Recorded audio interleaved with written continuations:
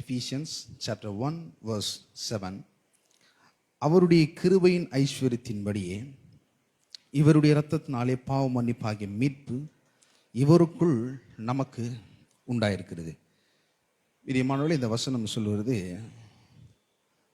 அவருடைய இரத்தம் எதற்காக சிந்தப்பட்டது அப்படின்னா, நமக்கு வந்திருக்கிற அந்த தண்டனையை கிறிஸ்து ஏற்றுக்கொண்டிருக்கிறார் என்பதை அதை நமக்கு காண்பிக்கிறது.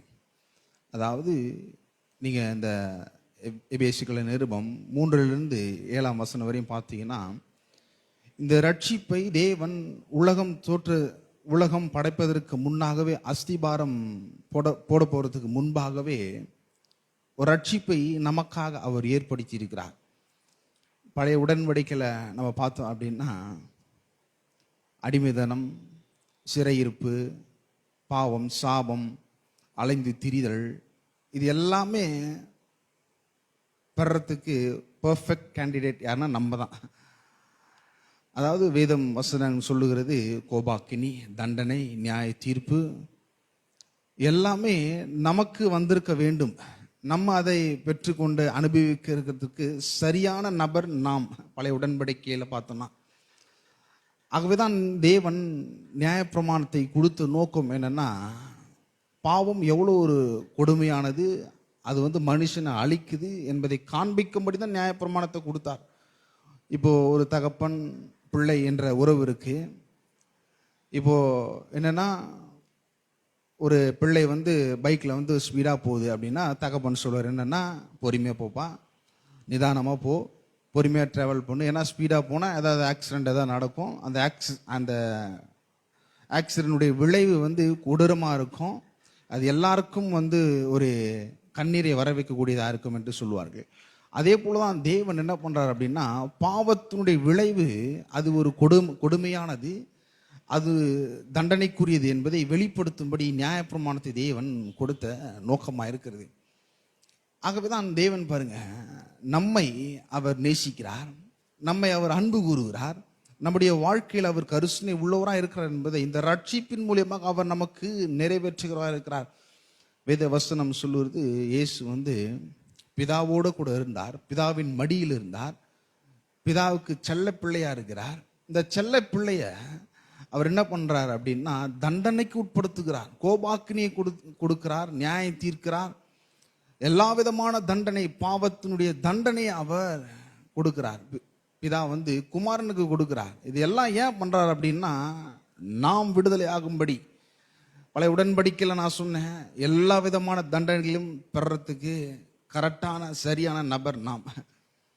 அப்போ இந்த புதிய உடன்படிக்கையின் ஆசீர்வாதம் என்னன்னா, கிறிஸ்துவுக்குள்ள ஆசீர்வாதங்கள், செழிப்பு, சமாதானம், வெற்றி, முன்னேற்றம், நல்வாழ்வு, ஏராளம் தாராளம் பெருகக்கூடிய ஆசீர்வாதம், நிறைவு, பரிபூர்ணம், இது எல்லாவற்றையும் பெறக்கூடிய நபராக, சரியான ஆட்களாக தேவன் மாற்றி விட்டார் கிறிஸ்துவுக்குள்ள.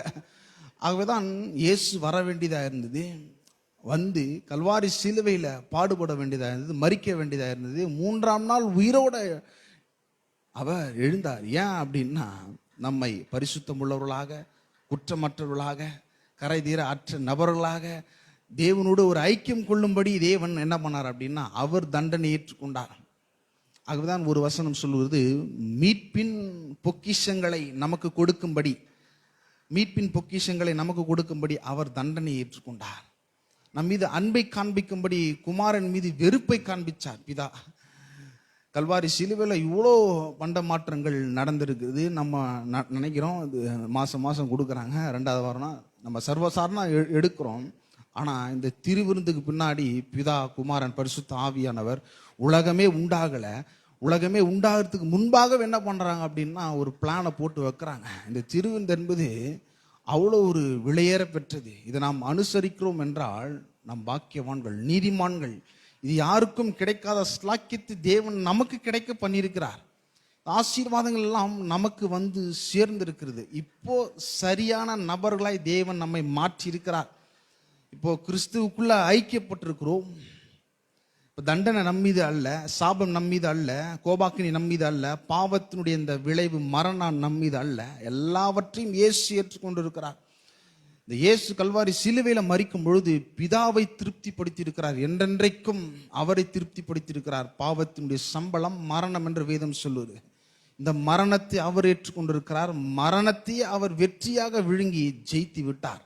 அப்போ இந்த திருவிருந்தில் அவ்வளோ பெரிய ஆசீர்வாதங்கள் அடங்கி இருக்கிறது. என்னன்னா, மரணத்தையே ஜெயிக்கக்கூடிய ஆசீர்வாதம் இருக்கிறது, சூழ்நிலைகளை அடக்கி ஆளுகை செய்கிற ஆசீர்வாதம் இருக்கிறது, எல்லாவற்றையும் நம்ம பக்கம் திருப்ப தேவன் கொடுத்திருக்கிறார், மீட்பின் பொக்கிஷங்களை நமக்கு கொடுத்திருக்கிறார். அந்த பொக்கிஷங்களை அனுபவிக்கிறதுக்கான சரியான நபர்களாய் தேவன் இப்பொழுது நம்மை மாற்றியிருக்கிறார். இப்போ அந்த விசுவாசம், அந்த அறிவோடு இதை நாம் எடுக்கும்படி, அவரே நம்பி சார்ந்து கொண்டு இதை எடுக்கும்படி இதை நாம் செயல்படுத்த போகிறோம்.